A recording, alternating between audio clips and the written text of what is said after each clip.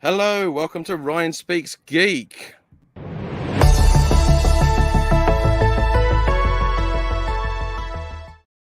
There we go. Look at that. So you can tell I haven't really been doing this too long because I don't know where all the buttons are still. So if anything completely breaks or just goes disastrous, that's on this guy. So tonight we're doing the very first live that Ryan Speaks Geek's hosting. I've got the one and only Trash Compactor on, and let's get him on board. Let's see if I can work this out. Mark, hello. Good evening. Look at that. I worked out I didn't accidentally boot you from the entire thing or make the whole thing set fire. So we're off to a cracking start. How are you? I'm very well, thank you. How are you? Yeah, not too bad. I mean, first thing I've got to say is happy anniversary. Yes, thank you. 3 years. Can't believe it. It's gone Yeah. really, really quickly. God, and let's think you've only got like one or two figures out to show for it, you know. I think I've got about 540 odd items, I think. Holy Moses. Yeah, there's about Trying to be good with swearing. It's about 350 figures, I reckon, and accessories. It's a lot. I was going through my Etsy and just going, whoa. Some of these, and some sell loads, some you sell one every 6 months. But that's the whole point why they're there. They're not in a limited window. So I don't do limited runs or anything like that. It's just if you want it, you can have it. Which is good for me because obviously, I think like most people, when you haven't got much money, you kind of go like, oh, am I going to miss out on it? Am I not? So it's kind of nice that it's not like just going into the distance that you have like 3 days to get it and then suddenly you're doomed. I do like people who do the limited runs. There's there's companies that like Bob Beluga or something. I see all their stuff. I miss it every time. They're insane figures. They're amazing. Yes, Bobbleek Studios has no talent as well. Oh god, yeah, I can never get anything of his. It's impossible. I don't even know how it goes on Instagram, and yeah, I miss all that. Yeah, gone. Oh, Joby One, thank you very much. Good to see you. Nice, thank you for coming along. And let's who else we got? Oh, last call with Tracy Palasi. Oh my god, this is awesome. TC, I'm a huge fan. Yeah. Hello. And hello, Super Sorrel. Ash, good to see you. So Ash is a chap I do the Geek Week with. So the one I do every week, talking about all things nerdy, and now also a horror show every other week. Because why wouldn't you diversify it? I recognise the names from orders and chatting on Etsy and the social media. So it's quite, yeah. So it's quite good to see people on here from there. It is always good. I think we people often refer to the Star Wars community as a community, which I do like. And I think when you do start getting into certain groups and everything like that, and you find like-minded people, it is nice because you do see sort of the similar names crop up, and it makes you feel a bit more part of something. I think when there's when you actually recognize people. Although sometimes you do get some really weird names, and you just never know what's going to happen. Our last call said, I actually did a mock commercial featuring the Acmina figure. Oh, that's pretty cool. Oh yeah, that's one of Michael Sweet's Vivid Motion. He did the that's she was from the Golden Girls. Is that the figure? Oh, do you know what? I don't know the holiday special. Oh yes, Bay Arthur. Yeah, Bay Arthur. That's it. I love her. Yeah. Cool. Yeah, Michael did one. He's got that on Vivid Motion, and I've never done a version of that. I planned to, but I didn't. It just never happened, and I might do one day. It just depends if I suddenly see a space on my shelf and goes, I need myself a B. Arthur. I'm going to do one. So what you're saying is I need to basically make a display, have a missing space, and be like, yeah, all my Star Wars stuff is actually in front of me, so I can't even go. I can't pick my computer up and.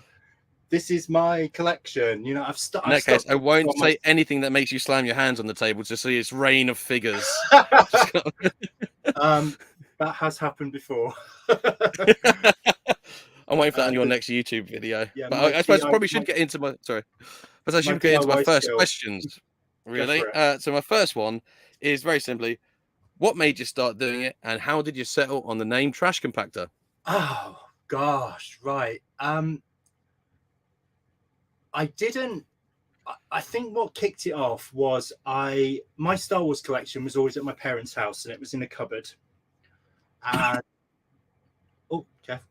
And every time I'd go visit my parents, I'd like, I need to get my Star Wars stuff. And my dad had kept it all nice and safe and pristine, and then we bought a house, and I had my own little room, and I was like, bingo, time to bring the Star Wars figures home. So I brought them home. So I had all my originals, and then I'd been seeing people like Matt Cutler, who does Iron Cow Productions for ages, and he does all these little customs, and I used to see his website and stuff on the internet, and then Tyke Nabs Myers, he was always painting. I used to see him pop up in Reddit and all that, and I just was like, oh god, I could try that. That's really cool. Look at that figure. And I think it was like Uncle Owen and Aunt Beru, which I've still never made. I've still never done. I keep meaning to, but so I didn't see them on the store. And then I got into Toy Polloi and the Craftsman and Steady Crafting, who are just these. I love these Glove Puppet, and then retro blasting, and just seeing these people doing restoring and fixing. And I started restoring and fixing, and then it went to head swaps, and then it was I'd share them, and people would go, "Oh my god, how do you do that?" And I'm like, "Well, surely everybody knows how to do this." So that's when I started videoing what I was doing, and then the video channel started. Then I got into 3D printing because I couldn't keep finding the parts I wanted, and I got fed up with busting up vintage figures. Because there's only so many body parts and you can only make so many bits. So, and then I started like downloading Desert Octopus files and doing them for personal use, and then it just became right. Oh well, I want to make my own, and got into 3D design and 3D printing, and then before you know it, people going, "Can I buy that from you?" And I'm like, "Okay, would you want to?"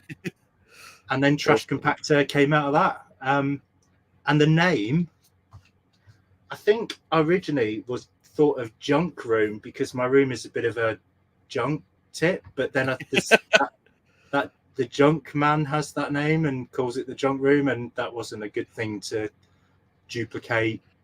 No. So, and then I thought about Garbage Masher on the Death Star, and then it was like Trash Compactor. That will do it. and then one of my customs, of course, was my. Don't know, one of my first. Yeah, do you know what? And I got rid of my creature from the Force Awakens ages ago, and then I saw that and I was like, "Oh, actually, I should have kept that. I could have done something with that." Just got too fed up with all the things popping off all the time, no matter what I did, and I was just like, "Nope, sod it, it's gone." Yeah, I was getting the Raktars or whatever they're called or something. Yeah, and I literally bought a box of so many, and I was like, "Oh, that," I grabbed them from a sale, and I was like, "Oh, that's good." And then I sort of like customized them all and sold them to people, and then I was like, I need to get some more, and they were like so expensive. Whoops. I mean, the legs must have popped off that one. No.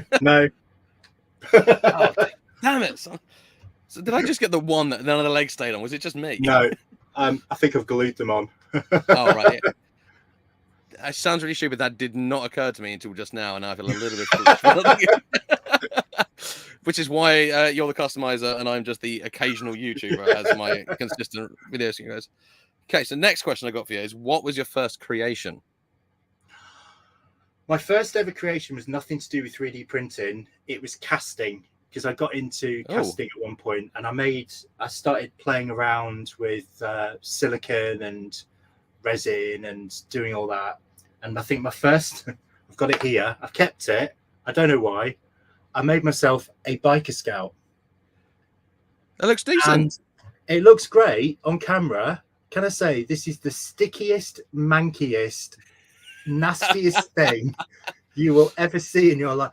And it even smells bad. And I just kept it because I was like, I remind myself never to make anything that bad again. And it always know where you started. Up there on the shelf, and it's just it doesn't look all the joy. Oh no, it's yeah. That's the first thing I ever made. So then I We can went just into pretend that it was eaten by the Gorax on Endor it's and it got pooped out, and now that's why it smells and sticky. There we go. I've made a backstory for it and everything. and then I started casting droids, and then I was buying some stickers from this Australian dude on eBay. Zach Paris. Yeah, I think so. Yeah, they just Yeah. these really cool sets, and so I started buying them off Sticker him. king. And there's like camouflage ones and stuff. So I just started making tons of droids, and then that got me into Stan Solo because he was doing stormtroopers, and he left. Well, I think it was probably around the time just before he left Smith Lord Creations and moved on, and then eventually got into. I bought a couple of droids from them ages ago, and then he started producing droids, and I got into those, and it's like his were way better, so I didn't need to bother making them anymore. Yeah, the dude's droids are like, well, all of his figures are insane. I'm a proudly say I have genuinely got one of each of the Stan Solo figures created. Yeah, I've got two of each because I used some for customs. I did a load of head swaps. Ooh. There's actually a video of me taking apart. Sorry, I'm just brushing off that humble brag off you there. Well, I've got the video, and I said, "Oh, I'm going to do a part 2 where I'll show how I paint the droids," and I didn't do it because I was just like, I'm glad I didn't because I've put them all back together and I'm keeping them. Yeah, they are so expensive. Like the secondary market on them is insane. I'm like, I've told my other half, like, you know, something that happens to me, there's pension and funeral fund there. Sorry. Yeah, so in my will it just says sell the droids. They're the ones you're looking for. Let Chris know; he'll be happy. Yeah. So what was your first? So you started casting the droids, and what was your next step from there? My first, the famous Tonica Sisters. Ever 3D print was my Tonica Sisters.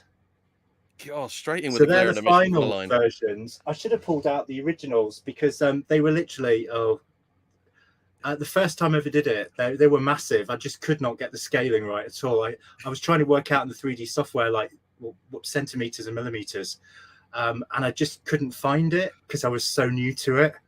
So I would just randomly guess, and then I'd print some out, and I'd end up with this like 6-foot monstrosity. So eventually I got it right, and I learned the software properly so I could scale it. But yeah, they're the first figures I ever made and painted that were 3D prints, and they sit on my little display shelf.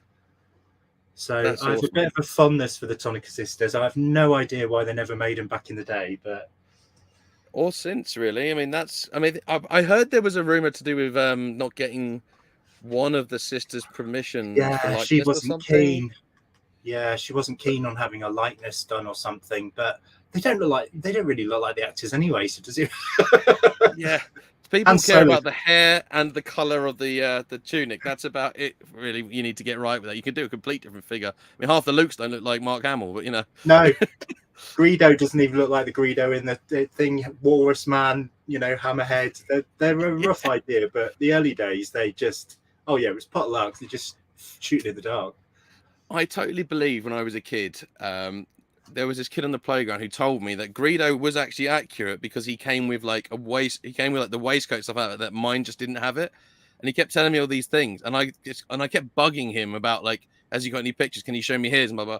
And after about 3 weeks, he just turned around and went, I lied. I don't have that. They don't have that. I don't even know what you're talking about. I made it all up. Leave me alone. I was like, oh, I think the dream never left me. my dad made me a little orange felt waistcoat when I was a kid. I had one of those. I used to wear that, which was quite cool. You know, and that's like back in 1978. You know what I mean? It's just like my dad was customizing figures for me because I was just Star Wars obsessed. That's really cool. I mean, what else did he make for you? Oh God, I pulled. This was going to come up later when I was talking. Sorry, skip it ahead. He made me different weekways. So because we'd gone to see the film. I think it was at it was a cinema in Edinburgh anyway.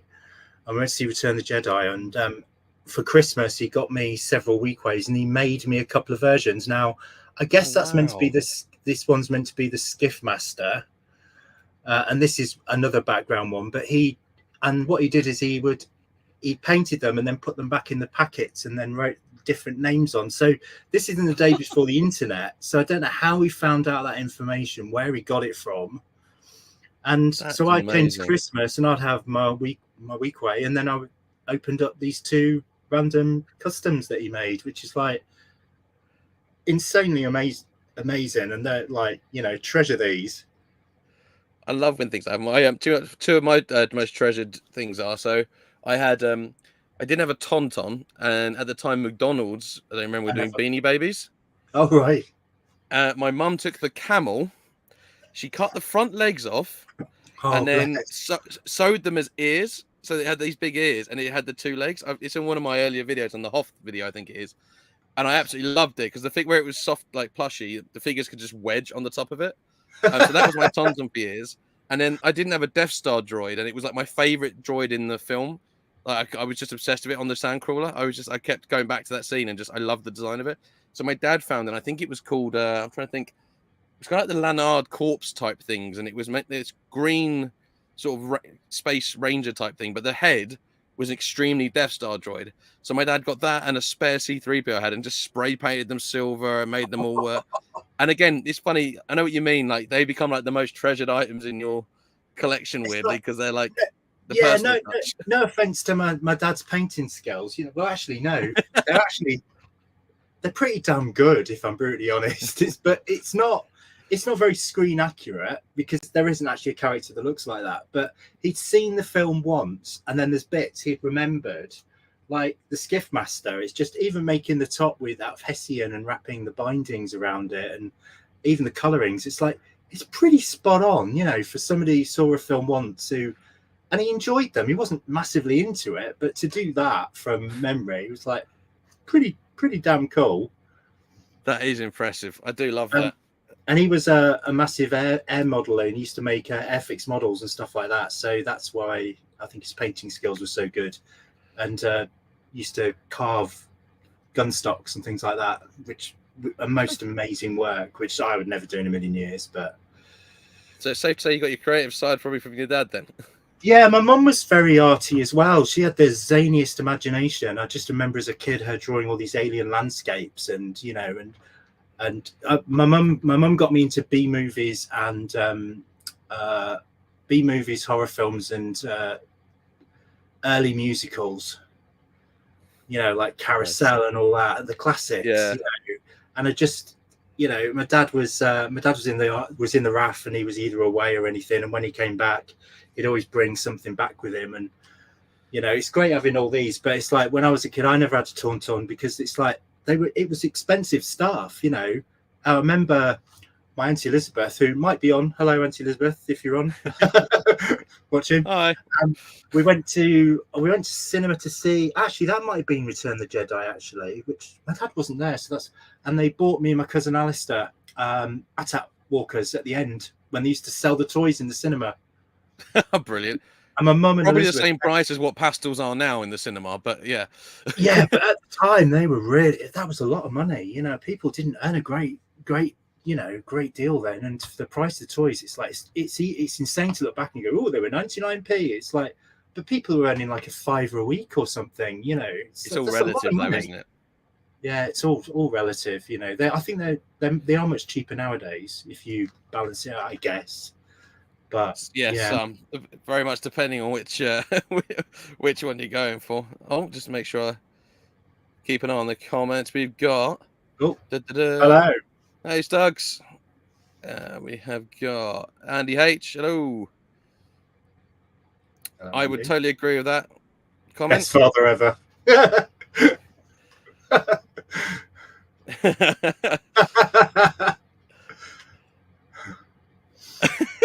So this is because on the Geek Week recently, I was in a really bad horror film many years ago, and there was a couple of scenes of me in the car, and I'm also my biggest guilty pleasure is the Fast and Furious franchise because I know they're crap, but they're bubblegum for the eyes, and I do love them. So Jake, I put the video up on my channel in the end, like day before yesterday. He edited a clips of me and Dominic Toretto together.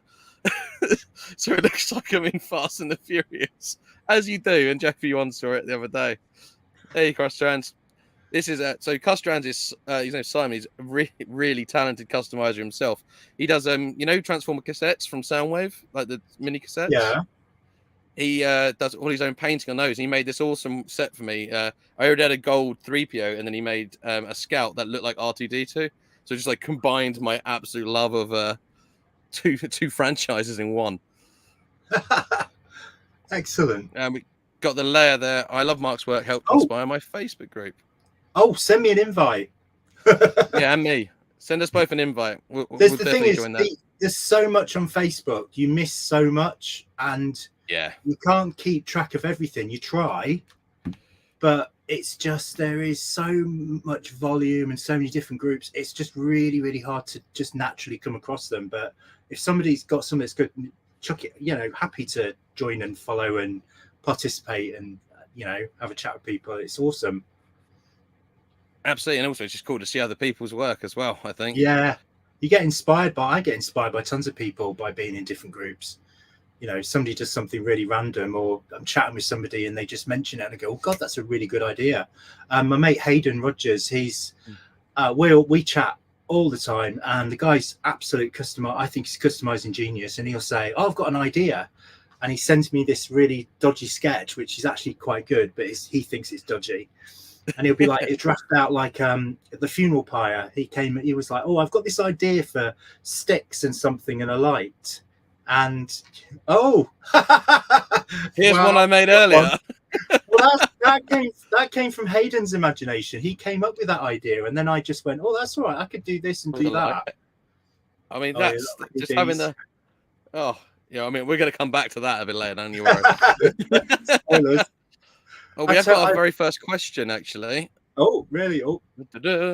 Russell Pye, the blaster idea for the vintage Luke Farm Boy was just brilliant. Can you tell us how you came up with it? Yeah, that is inspired, putting it into the lightsaber hole for the... That was something that came up with a conversation with Rob Brown, who does Senna Fleet Customs. Rob's really amazing caster and really good customizer, and he's so good at what he does. He did loads of decals for my little Luke helmets. And that was something. So we were having a conversation, and it was just like, oh yeah, what about a blaster that fits in Luke's? Now, I'm not going to say, oh, I came up with that on my own, because it was purely because of that conversation with Rob. And it was like, oh, do you know what? That's a really good idea. We could do this and do that. So then I sort of made it, had a go, and yeah, really, really simple. Then I did the Farm Boy, the thing for the scanner, thing. Put that in there. Macro binoculars, that's the word. I couldn't think of it then. Do you know, I'm terrible with knowing what these things are called. I remember he wore a hat, and it's called a hat. But so that's where that came from. So that was some conversation with Rob Brown. Love it. And that is the group of the layer. Anyone watching, go and check it out. Take a picture and remember. There we are. There it is. Will be available for playback at the end of the recording. Oh yeah, I can watch it back later, of course. Yeah. There are no programs available, and chalk ices will not be served at half time. I'm leaving. I'm baking in this room. I could do with the chalk ice. I know. We should have done like in school. Like we'll have class outside. Yeah. Oh, there we go. There you go. Another one. Likewise, the life day orb for Chewie. Because who doesn't want to celebrate this day of peace? That was a conversation with Tyke, and he always comes up with these because he's a big fan of Pat Crawford. Repo Bubbles. Repo Bubbles. He does really cool, like he does them in FDM printing, and so like hard plastic. Yeah. And he's a big fan of his work, and FDM's great. You sand it all down, everything. Resin is just a lot smoother, and it was just a conversation eventually with Pat, and eventually it was like, well, I don't think Pat wanted to get into resin printing because he's got his like 5,000 FDM printers, pumps out Banthas and so many awesome droids and Ewoks figures. Yeah. So it was like, actually, he's letting me resin print them, so I redesign them just for the joints, so they're like resin friendly. Yeah. I make a few tweaks, do a bit of that, so they just print nicely. And then the orbs came from when I just did the Wookiee family, and I was chatting with Tyke, and it was just, and he made a joke of it and went, oh yeah, you could do some orbs, and I was like, oh yeah. And I thought, challenge accepted. Chewbacca's got hands like this; they just don't have any grip. So how on earth do you make him hold an orb? So I was like, Right. So I was working out like something that would fit, and it was like I could just realize if he just wedged it slightly enough, he can hold stuff. Like the stupid hands they put on Chewie, you know what I mean? It's like they're I They were think they're like, terrible. are they like that, aren't they? They're like these curved. Yeah. They're like I'm looking for my really Chewie. rubbish Lego hands. They can't clip anything. Like someone squashed a pair of Lego hands and there's a tiny gap in between. It looks like it's Yeah. designed for maybe only holding newspapers. Maybe I don't know. Well, it's like the left hand on all figures just seems to be like this. It's completely useless, isn't it? It's just, the right hand's I the always gun just hand. had that one slightly back to make it look like they were moving forward. That would be my. Yeah. I do have another question. Next one I've got is: have there been any projects that haven't worked out how you hoped? Biker Scout. Other than the original, because I mean, like you said, you have such a big catalog of different projects. I mean, are there any that you just at some point just go, I just can't make this work, or I'm going to have to come back to this, or I think there's been a few where I've done it and I've been printing them and it just keeps failing and it just doesn't want to. I'm gonna have to be careful how I say this. The the Jabber droid. BGJ38 or something like that. It's Yeah. the one that's like 88's body, sort of, but Yeah. not The first the bug first time I made it, it looked great digitally and everything, and it was fine. And yeah, it wasn't bad. But it was just too thin, and it kept failing every time I printed it. So I thickened up the legs and and it just would not play ball. It didn't want to come off the printer. So in the end, I completely restarted it and did it again. And then it was a success. But that was an absolute pain in the ass. I bet it was frustrating though to have a design finished and then go, great, I'll just start this all over again. Because usually I've got to the point now where I can design something digitally and I'll go, yeah, that'll work, and I print it and it works fine and I get it out. But there's sometimes helmets and heads, I base everything off a Luke head. So I literally have my scan of my Luke head that I stick to, and it's I've made it, and I base my neck sizes off that, because that gives me a good guide to what things should be. Because sometimes you can have something with a massive head. I did something for a guy who had a request for like a Rhodian like mining guard head. Oh, where's my camera? There we are. Oh yeah, like in Rebels, I think. Yeah. So that's the idea with that, is to go on like an ATST's body. Oh, like the overalls type thing. Yeah. So I only did the head because he was like, and so I did those. So I did it, and when I first did it, they came out, they were really small, and I was like, what the hell? Now supplying Lego figures. I took photos and I went, I think it needs to be a bit bigger, and he just came back and he went, yeah. No, you just what you do, you sell them, you go like, these are the ones to go in the distance to make a force perspective. That's what I made of that. You've seen Beetlejuice, haven't you? Yeah. It was a bit like that. Digitally, mathematically it all worked out, looked fine, and I was like, yeah, the pin's correct, that's all good. Printed it out, peeled them off, and went, oh dear. Yeah, so that happens. It's just it's hard because digital scale to life size scale is so different, and something can look amazing digitally, and then you print it out and you just go, oh, that's not the details. What have I done? Enough. That groove's too thin and it's filled in, because printing sort of like softens detail. It's just you never get it super sharp. So the smaller you go, the more detail you lose. So, but yeah, so things work, things don't. Excellent. We've got another question here from Joby One. Do you ever dream up new characters to make, and he's just to put a follow up with that to say new as in original characters with a backstory and a name you give them, etc. It's I've randomly thrown parts together to come up with characters. I have got a figure that I was just thinking where it is. I had somebody that kept requesting a figure, and I made it for them, and then they didn't want to buy it. So I went, oh, okay, why? I've done it to the size you wanted. And they went, I just can't be bothered. And I'm like, total waste of my time. So I actually named it and painted it, and I've got it on my shelf and after him, just as a reminder, don't work for nothing. I called it Frank. I don't know if his name was Frank. I can't remember, but yeah, he just kept requesting and did it, and then he went, oh, I don't want it. I can't be bothered. I was like, oh right, okay. I know you can't get it right now, but you got to send me a picture of that afterwards, because yeah, I'll post a picture of Frank. Yeah, it's some. I think I'd knock 1,000 figures off my shelf trying to look for it. So there's a few that I've got. Please tell me that the figure is Daft Time Waster. Oh, that's a good one. I like that. I'll come up with Daft Time Waster. I've got a friend called Matt Roman who does 3D design, and he's so cool. He's got a page on Cults, and what he does is he comes up with unusual stories for, like, he did a sandcrawler Jawa that was rich with the Force. So he made the figure, and he creates this little story, and then makes the figures and designs them. Now, I've said to him, "Oh, do us this. Could you do us that?" And he's sent me a few basics, and I'm like, great. He's just great. He did all these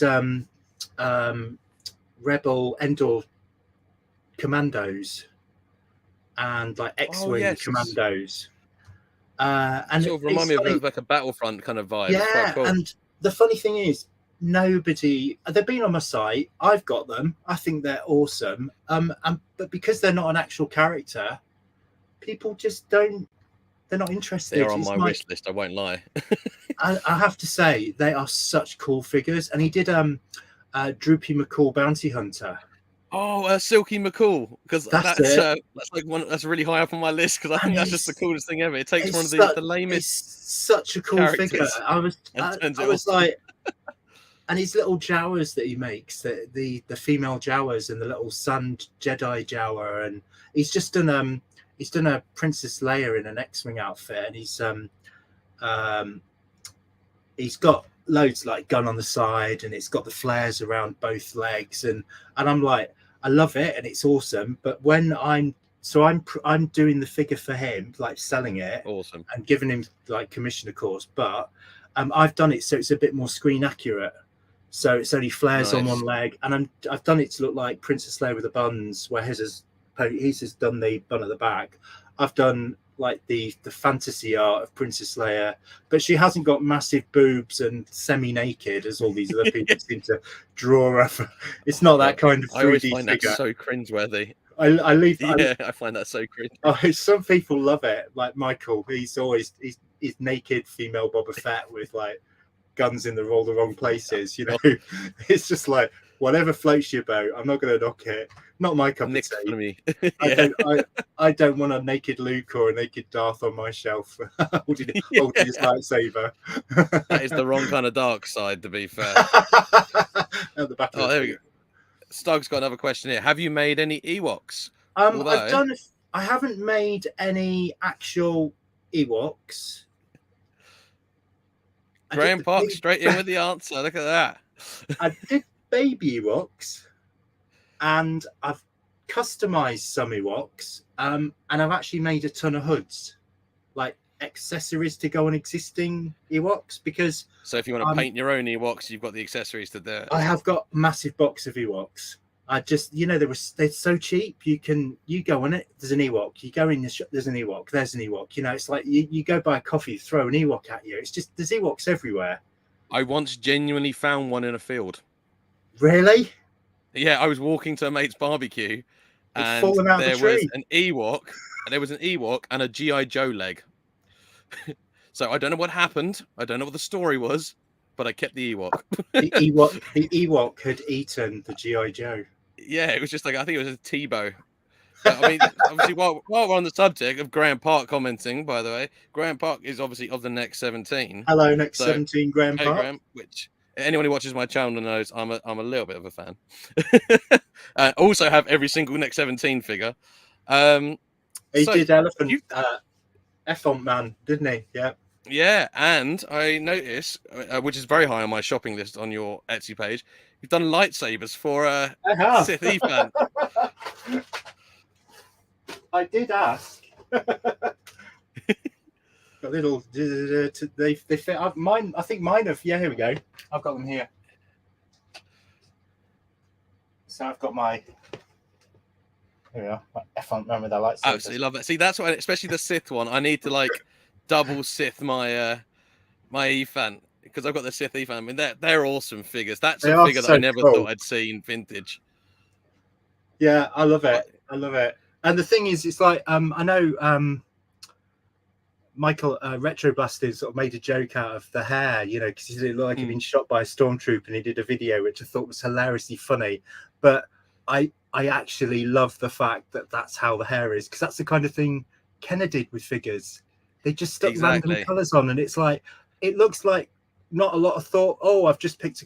There was so much thought went into picking the colour for what the hair should be, and it's just like they're so cool. They really are. I think that's the thing about Kenner stuff. When people try, you know, people like the Next 17 and Stan Solo make these figures to Kenner, I think it's very easy for people just to say like, oh yeah, you just use the Kenner palette and everything. But I mean, and as you probably know a lot with your designs, there's obviously so much work has to go in to get things done. Yeah, I'm having him. It will be mine. Silky McCool. But you know, so much thought has to go into like getting the Kenner aesthetic, getting the Kenner color palette, getting it to blend in sort of with that style. Because weirdly, Kenner had its own unique style to the films. So like even because none of them quite look like the films, yeah, but they have to look very Kenner. It's a very particular weird mix.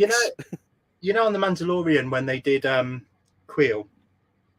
Yes, they did a yellow body. Yeah, and he doesn't have a yellow outfit in the thing, but I thought that is something Kenner probably would have done. They've deliberately made it the wrong color because that's how the figures would have come in the day. And it's like, I know people hated it and went, oh, it should be brown.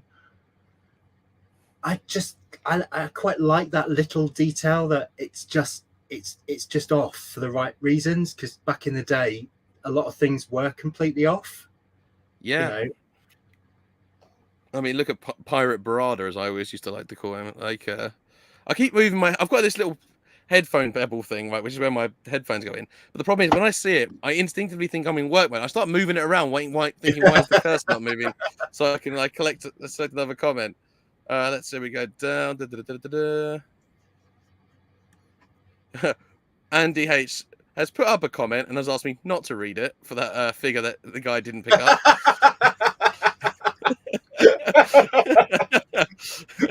That's very, very, very you, Andy. That will come. So on a Geek Week a few weeks ago, we were talking about Ezra Miller. I got very angry about Ezra Miller, and I did drop a C-bomb on YouTube, and YouTube did not like it at all. Despite the fact that we have a character called Cocaine Bear, by the way, on the channel, which was fine, and that didn't even bat an eyelid. That's because I do a bad Winnie the Pooh impression, and it just started. Where I start talking like this, deteriorated. Yeah, but apparently YouTube are fine with that. But I dropped one C-bomb, and they're like, "Whoa, calm down, Chuck." I like your Richard Ayoade impression. That's just I miss that from your early videos. Do you know what? Maybe I should start putting it back in. I'll just do a quick one-liner. But I'll tell you what. Here is. We'll do the next question as Richard Ayoade. So Moss from the IT crowd has called in and has asked. Hi, Trash Compactor. Just want to know, do you get inundated with requests? Don't include mine because mine are very valid. Thank you. Oh, fantastic. Yeah, I do. I get loads. I get lots of really, really good requests. Some I just go, that's so obscure. I can't spend 12 hours designing it to sell one for 20 quid and never see anybody want to buy it again. That's just, I can't. I'm a business. It's not my little if it's a figure I'm totally obsessed with, I'll go, yeah. It's like there's somebody made a really great request for an Obi-Wan figure, but it was literally a character that appeared for 30 seconds, and I just thought, no one's ever gonna want that. Are you afraid to say it in case now you get like all the requests coming? Just Yeah. You committed to it. I'm not going to say. I'm not going to say. No. And I just thought, yeah, you can. The trouble is, there's thousands and thousands. You think of all the people that are the customizers that are making stuff, and yeah, some of us stuff we come up with similar characters and we do the same thing, but there's so many TV series, and you know, there's hundreds and hundreds of characters. It's like Disney and Hasbro could never keep up nowadays. No, but I can say though that you did fulfill one of my requests. So when you made your EV99 figure, the supervisor droid, before I was even doing YouTube, I messaged you and was like, you've already designed the body for EV99. I've got this droid from, and it's so obscure because you can barely see it in the film. yeah, I don't even know if you can, but it was little when I head. was a kid. It was in the visual dictionary. The big white books you used to get. I used to study them as a kid because I didn't have the internet, so that was where you got your information. And there it was. It was in one of those books in the visual dictionary, and I was just like, I became obsessed with this droid, and I was always going to try and make one, and I was going to try and like cast a Imperial gun ahead and basically glue it onto a Power of the Force 2 EV99. And I thought, this guy makes figures, and he's just made an EV99. I'm going to chance my arm, and bam, I do now actually have one. Yeah, he's my next to paint, but yeah. The thing is, it's when I saw that, I was like, oh yeah, it's the droid. It's just parts of the droid from Jabba's palace. And then when I started doing some research and found some really obscure background photographs where it's just like a bit of the body and the head, and then really, I don't know why I say really, it's just they're just further down the internet on Google. It's not like they're in the dark dungeons. Yeah. Sometimes to a dusty old library, gone into the basement with a special key. Things are labeled really badly, so they don't come up in a search. So you start to have to twist what you're searching for. So searching for the droid's name wasn't working, and then it was like bits came up, and then you find a link. And the good thing about Google, it would then suggest images. And eventually, I found some archive of an archive that, it looked like it was covered in digital dust. And then there was just some close-up pictures of like the mouth and the body and from the side, and I was just like, oh my god, it's completely different to the Jabba droid. There's not really any similarities apart from a few parts. So then I just made it, and I love it. Yeah, that's sat on my shelf. It's just the right height as it is it's the Return. Is it Return of the Jedi? Yeah. What I love, there's even it's never going to show up on camera, but in the little pylon bit in the middle that comes out between, there's even tiny, perfectly spaced holes. Data connection ports, apparently. Yeah. It's so much detail on such a small thing. But yeah, I did wonder if you had actually remembered if you knew it was me who had requested that all those years ago. Yeah, it's things like that when I get a figure and I just go, oh god, that's a really good idea. And it's just have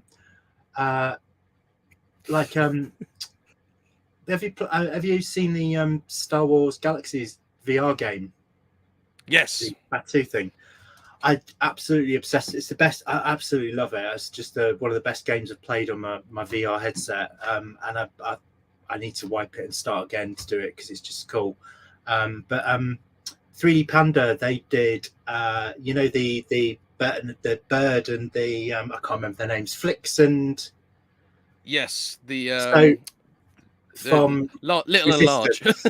yeah, like the first ever gay characters in a Star Wars thing, apparently. Flicks and Orca. It's like a bird on big tall legs and a little short dumpy man, like dog-like. So they had made him, and I'd done, and I'm going to get this wrong, from the guys, Sislak the bar, Sislak or whatever he's called. Can never say. There's some S's in it. A lot of S's. Yeah, a lot of S's.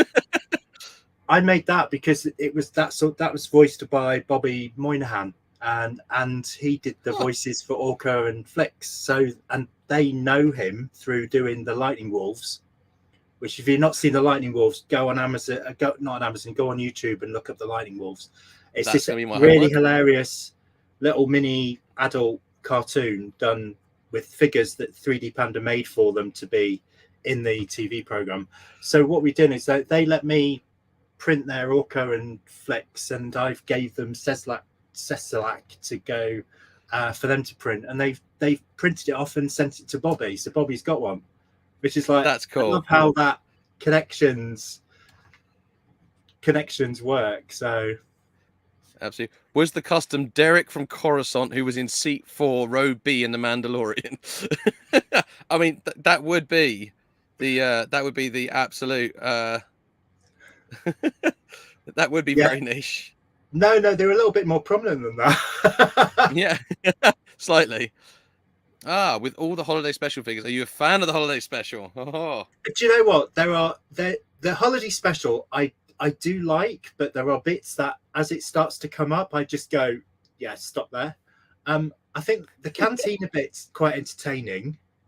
The guy drinking through his head, that drives me nuts. I just think, for goodness sakes. And then when Leia starts singing, it's just like, and the Mark Hamill haircut, celebrate. I'm like, oh, who That styled him is to look like terrifying. My Jane partner Fonda? still maintains that was a kind of a hate crime that I made her watch that. So I don't think she's quite forgiven me for making her watch. I was like, but there's some bits are good, and then there are other Honestly, bits where the itchy watches adult entertainment, and it's weird. you know the guy who edits films and Force Recon, or whatever he's called. He does some really Oh yeah, he amazing does his edits. re-edits. He needs to do a re-edit of the holiday special and do it so it's this dynamic, quick, short film. That's what he should do, because that would be brilliant. Just a little couple of tweaks, maybe a little Yeah, bit get of rid of razzle some dazzle of the in there. comedy bits in it are quite funny, but just get the whole lumpy ooh and doing it. It's just like, oh, really. Yeah. Okay. And it takes Oh, about 20 minutes to log into the Imperial signal that just is awful. I would get fired from work if it took me that long to log in. But another question for Impossible Pie: are you staying with the original trilogy for making custom pieces, or would you consider doing some for the prequels, like a Kenner style? Oh, a Kenner style Darth Maul. I've done a Darth Maul head to go on a Luke body and stuff, but and I do jump in and out. I jump in and out of TV series and films, and somebody asked me a while ago if I'd do a oh my god, what's the four-armed chef from the? Yes, that is it is Gormanda. Yeah, what's no we're going back to Dexter. Yeah, somebody asked me to do that, and I was like, I'd love to, but the thing is, you can still buy the figure for £10 on eBay. So yeah, and the thing is, I think that one's so basic in its articulation, you could probably repaint it to look vintage rather than needing to probably redo it. Holiday special, I think I will go back, and there's quite a few I will do. I wouldn't mind doing the chef, because that's quite funny, like the hologram lady with the silvery hair, and actually doing a chemo. Well, oh God, never remain. B. Arthur. Yeah, that character. Yeah, I might have a go at doing my inversions and a few of the aliens and stuff, because I still need to do some of the cantina instruments as well for the musicians, because there's a few different instruments in that scene compared to the Star Wars film. Yeah, so we got even look at that. You've even got variations on the horizon now. So I've got my next question for you, and I think someone did ask it up in the thing as well. But what is your favorite Star Wars film, and which one is your favorite series? Oh my God. I think it depends on my mood. Maybe I should have left that to the last one. I think it depends on my mood. I absolutely adore the original films. I do like as Force Recon. I hope I got his name wrong. I love his edits of them. I love watching fan remakes of like where they've edited down Rogue One and Solo, and they've chopped it about. I just like seeing other people's perspectives. And there's a guy who's doing the Obi-Wan series who's that looks insane. I really now I really like the Obi-Wan series. I love Andor. It's just so grown up, proper drama series. It's not pew pew pew pew pew pew pew pew's great, but it's just having that drawn out, spy thrillery type build up. When no spoilers, but there's when that guy who quoting the manifest died, I genuinely gutted. Yeah, just was like, no way. It was clever because it did, like you said, it took another spin on something like something we know and love already, and then take it in a different direction, which I think is pretty brave to do. And then nearly dropping the first F-bomb in Star Wars. It was just like, whoa, Yeah. that was close. Yeah, what I love is that they didn't do like what was it in Farscape was Frel or fracking maybe. I think it was like, oh, what the frack was that? Battlestar Frel might have Galactica. been Battlestar Galactica. Yeah, they all had their own swear word. So, or like Drock and Judge Dredd or something. Maybe I was waiting for like a. I mean, we've got Voodoo. Carabast, I suppose, haven't we? Poodoo and Carabast is probably the McClunky. two. I don't know what that means. Oh, this ties in quite nicely. Do you have any thoughts on the Stan Solo film accurate Boba Fett or any of their other custom figures? Oh, I Actually, love them. you've done a little bit of stuff for Stan Solo, haven't you? Yeah, I've done some. I did the blasters for the Bobas. So I did the E33 blaster, the Return of the Jedi one, and the holiday special. This one anyway. Yeah, so I made him that. Awesome. The Spear of Destiny. Yeah. I was like, I've got these to hand. I know I have. And then I did his blasters for the Boba Fett, and originally it was Return of the Jedi one, but I've done him an Empire Strikes Back one, which I think he's getting made as well. I've got resin versions of them, but you know, I don't mind sharing I share my blaster with Chris, and he sorts me out with figures and things like that. Yeah, and didn't you do the Jawa, the off-world Jawa blaster as well? For the off-world Jawa, which was slightly different design to the original, so I sort of like took that from like the Mandalorian, and he had them done in gold, which look amazing. Yeah, I was surprised by it, like seeing how late they were gold. I was like, but then I can imagine a Jawa liking a bit of gold. Yeah. All the figures he does are just awesome. Yeah, I've got so many Jawas. It's brilliant. I love it. Yeah, it's nice. I actually had a cup. I had them all in a cup once. I started walking around with a cup full of Jawas. You know, it's great though because everyone's got their own like sort of miniature thing now. So I've got like a miniature because they've done like the baby Bantha at Stan Solo, and then I've got the baby Wampa from the next 17. There's another guy who's done like a baby Dewback online. It's like I've missed that completely. He keeps coming up. More. Oh, good. He's making more. So I'd love one of them. They're so cool. The legs don't move, but it doesn't matter, does it? You know, the head does or something. I could live with that. Yeah. I just want my group shot of the baby Wampa on the baby Bantha next to the baby Dewback. Yeah. I've already worked out what I'm doing for a baby Rancor as well. So. Oh wow. Because I'm going to take the Galoob Micro Machines Rancor.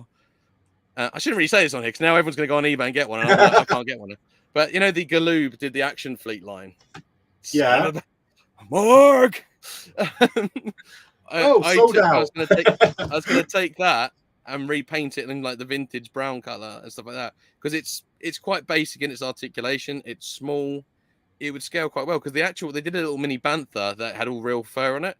And that scaled really nicely as like a baby version of like the Power of the Force 2 furry Bantha. But obviously now I've got a Stan Solo Bantha. I got rid of my real hair Bantha. And then I got the baby Bantha. But I am loving that. Baby Banthas are so cute. I need to contact 3D Panda and get some mini sand people to ride them. Just look, my little bag of baby Banthas. You need to get some shelves. The problem is I've got shelves, but this is my display cabinet at the moment. We'll make you cry a little bit, but full of boxes. It's just full of boxes. I had a big shuffle around recently, and so I've got a couple of things I need to get on display. So I've got like the Palitoy. Dan has started doing like the Palitoy style play sets, which are awesome. So I was like, right, I need to get that out on display. I've got all my next 17s, my Stan Solos. I've got loads. And now, and I've got to do my massive Ewok display because now's my time to bring it up. My first attempt at actually painting a Trash Compactor kit, complete with very morbid Darth Vader. Yeah, hand gone. Yeah, that was I was chatting with Hayden, and then I was chatting with Tyke, and then we are talking about painting it, and I was like, because my intention was I'll do a video, but I've been so busy with the store, I just haven't had an opportunity to do. I tend to do a video when I've done a custom for myself or for somebody else, and because I don't have time at the moment because I'm busy with other things, I just haven't got any videos. So I'm like, I need to make a point of saving time for my own customs so I can get some videos, and also for my own mental health, because it's like I just miss painting. I've got Taking some so time for many you of to my do it. own Yeah. figures, and I'm like, why have I not painted that? And I'm like, I just haven't got time. And so many retro figures that I've bought, that I want to chop off and glue and weld and change things. Reimagine. Yeah, that's what they're for. When they're a fiver on websites cheap, I'm like, yeah, Yes. I'll have a few of them. I have managed to bag myself an army of death troopers. And thank you for obliging me for making the pauldron, by the way. I'll be picking up one of those. Oh, I love the Death Troopers. They're a bit gangly. I guess they didn't want to just do black stormtroopers, which is fine. Like the old, I was a shadow stormtrooper or something. Maybe they wanted to Yeah, make it very different from that. yeah. I'm glad they used a different mold, because they could have just, like they did for the Mandalorian, just spanked out the original stormtrooper and did it with a bit of paint splattered on it, which just didn't look convincing. I'm still waiting for. I'm still thinking there's going to be an Andor retro wave, and I'm hoping for a Shore Trooper in that, so I can build that one up. Yeah, see, I've got my Rogue One figures because I quite like the Rogue One stuff. There's a few I was missing. I never got myself a Galen Erso, so I ended up making a head and using Imperial body. And just thought, I'll do that, because you just couldn't find it for love nor money, and it was like no. And then suddenly there's stupid prices on the internet. People's like, I've got 100 of them, and they're like 60. Yeah, and they're like, oh, I have 100 of them, and they're £60 each, and you're just like, that's why there aren't any out there. You've bought a lot of them. Scalpers. Yeah, frustrating. Very frustrating. Scum and villainy. I'll go through. My next question is, can you run us through the process from idea to creation? Because I am someone who doesn't know anything about 3D printing. I just enjoy the spoils of other people's work. But I honestly have got no idea. I mean, as you spoke earlier, I gathered you self-taught yourself the 3D modeling software. Yes, yeah, there's several I use, several different softwares. I've got my iPad, which I've got Nomad Sculpt on and stuff, and I use different things there's like some software is great for texturing, some's just easy to use, some's just practical. So I jump around from bits to bits. I probably, if I sat down and focused and went on one intensive trip, I could end up do it all in one piece of software.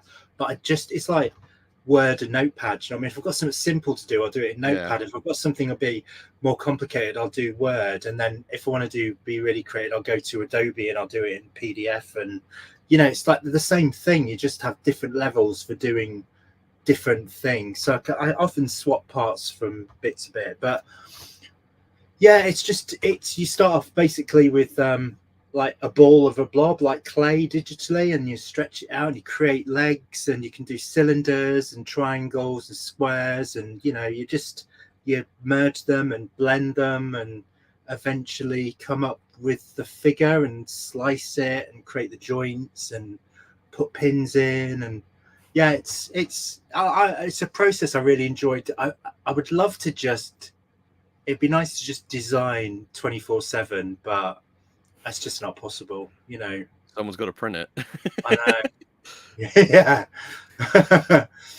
I used to edit stuff for Michael ages ago. He'd get stuff made, and then they used to use Blender templates for figures, which are just like, they have this awful, and I just like, oh, it's a very, let me Star Wars it up for you. So I'd Star Wars it up for him, and I'd do it like vintage pose.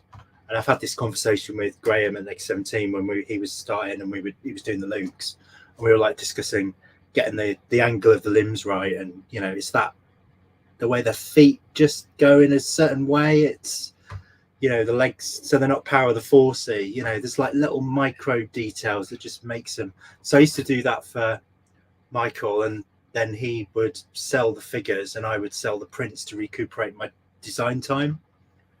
Nice. And then he just got so proficient at pumping them out that he was then doing them himself, and he now does his own stuff and everything. So does like loads of really bizarre collabs with Funky McGunky and things like that. And they Like Funky McClunky. So it's just the name always makes me laugh. always go McClunky. McClunky. Do you know what? I hadn't seen it on Disney Plus, and then my mate Dave told me about it, and he was just I like, cringed. he was like, you know, and he's like, it's in the film. I was like, what? And he was like, no, you go watch it. Like, so I went home and I just basically watched Star Wars to that point. And I watched it. I was like, son of a McClunky, it really is in there. Like, what the hell is? It's such a random Where did addition. it come from? Just it's a great Funky McClunky is great, but you know when he just goes McClunky, but it's just like what? Really? Maybe that's the Star Wars swear word they're trying to introduce. Maybe they're like, oh, we can slip McClunky. it in there, pretend it was there the whole time.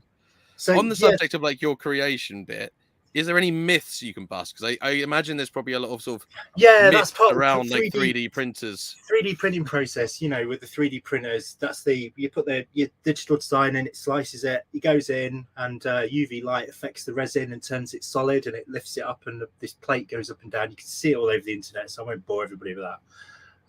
So I've discussed all the ideas previously, but a lot of the myths come from you know how these things are produced, and it's like, oh, can you do a character? I think you press a button and it just goes and you go, oh, there you are.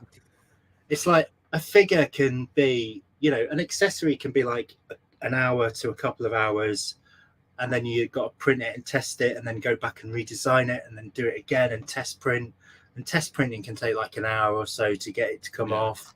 Figures can be through an hour and a half to 3 hours. I've got some things that are 11-hour print, you know, on the bigger printers, and it's like, where if that has an error halfway through, you've lost all that resin, you've lost the design. It sometimes wrecks your FEP screen. You've got to so it's like things like that where people just think these things are really quick, and they'll go, oh, can you make me this figure? And I go, yeah, like yours. That did take a little bit of time to get out, because then I need to do my photos, I've got to do my listings, my costings, I've got to work out what's the correct resin to use, because you use the wrong resin and they just start curving. If you use standard resin on most figures, the bits just start bending as they cure. And that took quite a bit of mixing and a little bit of chemistry work to figure out my balances of all my resins to get your secret formula. My secret form, going to the grave. just to stop things bending as because as resin naturally dries, it sort of spreads and separates when it's like standard stuff as it cures, unless it's got reinforcements. It warps a bit with age, can split sometimes, depending on the environment you keep it. If you keep it in sunlight or a bright room, or it's not painted, it just degrades. Did not know that, so I should really get on painting this chap then. Like the way anything does, if you leave it in sunlight, it just fades. It'll do plastic. Look at the yellow stormtroopers. By the way, do not put these figures in peroxide. Just going to throw that out there. or microwaves. Don't put. I've had someone who bought the Tonica sisters, and they got the hair, and they just assumed that you could soften things up, and they stick the parts in the microwave, and I was like, they wouldn't explode, but it would sort of be quite burny, and they were I have this image of, have you seen like an Alien Resurrection with Ripley in the clones go like, kill me? Yeah. Yeah, it was a bit like that. You just them sort of like almost melting. So yeah, don't advise putting resin in. It's not plastic. It's not the same material, you know. It wouldn't soften. It just probably implode or explode. Or on the note though, I was talking about like sort of myths and stuff like that, because I always assumed like you just 3D print was one material, but you're, you know, and it's not like a slight against anyone else's work, because I've bought a lot of others and they're obviously a rougher thing. I have to sand them and stuff first, but I've noticed yours are all sort of, all I can describe it is smooth, like they're almost like they've been pre-sanded or something. Is it a different material? Like, how does it? No, I think it's just my process, the way I've just cured things, and the way I sort of I've washed them, and I leave things to air dry for quite a long time before they get cured, and then I've just got my little methods of doing things that I just try and keep them a bit pristine. It's like if resin touches each other, it rubs naturally, it leaves like a white substance, because it's almost like there's nothing you can do about that. But it's it's just, I think it's probably the resolution I print at, and I'm quite a slow printer. It doesn't bother me that a printer will take, like all these things, a new printer, you do this and it prints it in like 30 minutes and it's 8K and 12K. And I'm like, I think I've been printing at a very, very fine level for a very long time. So I'm sort of, I wouldn't call it 8K or 12K, which will be soon when I get some new printers. But yeah, I think that's why it just makes a bit of a difference, and just treating them and curing them. And well, it definitely works. I can attest to that, because like I said, it's just, I think it, like when I got it for the first time, I wasn't, because I've had a few different 3D printing things before. It threw me off how not rough it was. I think there's always just an expectancy with it, and it threw me off. I think what it is as well with resin is like it's strong, but it can be brittle. So if you've got joints and you force it in flat, that will snap because it's impacting. So what you do is, you've got, I'm not going to do that. I'm just really careful whatever I do. It's a family show. That becomes a meme. So you have the hole, so to speak, and then the peg, and then the idea is what you do is if you put the joint up and then you turn the body into the joint, and then what happens is it'll powder, but then it slides in, and then it's got a really nice, it moves really well. It won't break off. Yeah, see how it powders? It's just how resin does. It's like that. Yeah, it's great. Absolutely love it. What are the other myths then? Because I mean, I kind of, with like 500 odd files, you're not living in a mansion by now, or? No, I think I've got about 15 terabyte drives that everything sits on. So Jesus. Yeah, and I've got them backed up on my secure cloud as well. So if in case my, they implode or go, I've just lost everything. Do you know what I mean? Because computers pack in and screw up. So terabytes. Yeah, I got like 2 drives. It's about 15 terabytes and stuff. And then they're getting full, so I need to have a bit of a clear out because I'm a bit of a multi-saver when I'm working. I'll edit, do a bit, just in case you lose it. Just in case. Just in case. I finish a figure and I've got like 15 versions, so I can literally go back and go, right, well, I'll keep the first version and I'll delete a few in the middle. But it's quite handy because I'm working on a figure and I'll go, now I did that with that, but I didn't edit that. I'll go back and grab that waist or that gun hole and put that on that one because that was before I changed it and made it this. And so I sort of try and save myself some time, like hands and things. I've got generic spare hands flying around, and I've made. So I was thinking of friends, and my hands, these hands are yours. Digital boots. I've got my Imperial boots, my Rebel boots, and Lady boots. And what I love is that you've got digital shoe storage, effectively. Yeah, it's quite weird. Random hairstyles I've made, I've found and got, and I'm like, yeah, I'm gonna make that. I've done something and it's gone really bad, and I'm like, that'd be great on a figure. I'll keep that. So disasters have become something that's worked out. So I do like that. So I've got to ask, since you're surrounded by your printers and in your workshop, is there anything you can sneak peek for us? Am I allowed to ask for such? Can I be cheeky? I've literally listed the last thing I made, which was I did the tower to go with the Stan Solo Fleet Trooper. So I made. Here's what I've got as well. Yeah, same as I made the scanner, that they have in the. Oh, have you got the scanner? I made the scanner, yeah. Yeah, we're gonna have to get one of those. So I made that, and then I was like, "Oh, sorry, I'm gonna make my own tower." So I made a tower that's with 10cm rods that you can add them to. So I've done that. That was the last, but I listed those because that was going to be my reveal, and I was like, "I need to get it listed." The other thing is, I've got a guy I'm doing some 12-inch scale stuff for. So I've done him some. He's great. I've done him some huge droids, 12-inch scale droids. 12-inch scale. That's a scale you don't hear much about anymore. Massive. They are huge. If let me grab. There we go. Oh, sorry. This isn't really great TV. Is it? So I've done him like the perimeter droid. Oh my god, I love it. So it's just with a clear dome. It's just massive. That's the one that didn't work. That's gone a bit funny, so I've done a new one. There we go. there we are. So I've I done love your version of it didn't work. I was still like, yeah, awesome.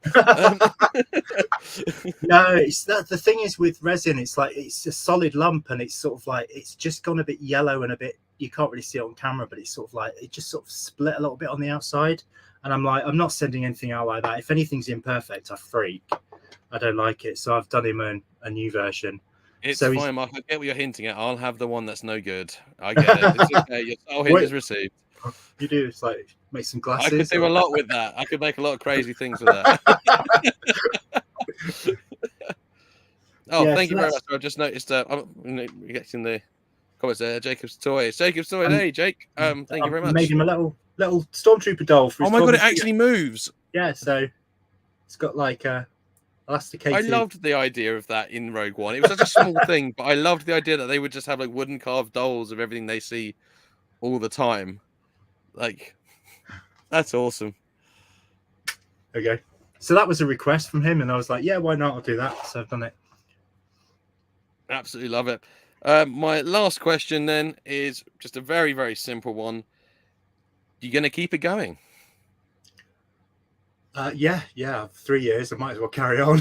I've got nothing else to do. One of the myths is I'm super rich. It's like I'm really not. I wish I was. I'm not Hasbro. You know what I mean? I think people think, oh, I am a sell like 1,000 figures a month. It's like, I really don't. Yeah, awesome. I have good months, and some months I'm like, oh, I'm just broken even. You know, got to be careful. You know, I try and do something new. I've got quite a small customer base. I'm happy with it as it is. I've got lots of regulars who come back. They're all really positive. They're really cool people. I wouldn't be here without them. So, you know, thank you very much. There you go. To be fair, my wish list on Etsy is, I think, just effectively your store. Save a few bits and bobs. Thank you. That means a lot. Cool. Right. Well, we're at an hour and 10 now, so I don't want to take up your entire night. I know that's gone really quickly, hasn't it? Mark, what can I say? Thank you so much for coming on. Just hopefully we'll do it if you're up for it. We'll do a few check-ins every now and again. I was like, oh god, how am I going to talk about Star Wars for an hour? We've just gone out. We could carry on. But I'm also realised it's a school night. I know. God, you know, I'm a terrible insomniac, so I probably get to bed at like 2 a.m. anyway. Do you know what I mean? But absolutely. Yeah. Well, I know, we'll say goodbye to the audience, and I'll probably catch you up in a minute. I'll boot you out of the room, kill the live, and then I'll be chatting with you in a minute. Thank you very much for watching, guys. Everybody, and lovely. Thanks for coming on and watching and questions and stuff. Good fun. Thank you. We'll see you all soon. Bye.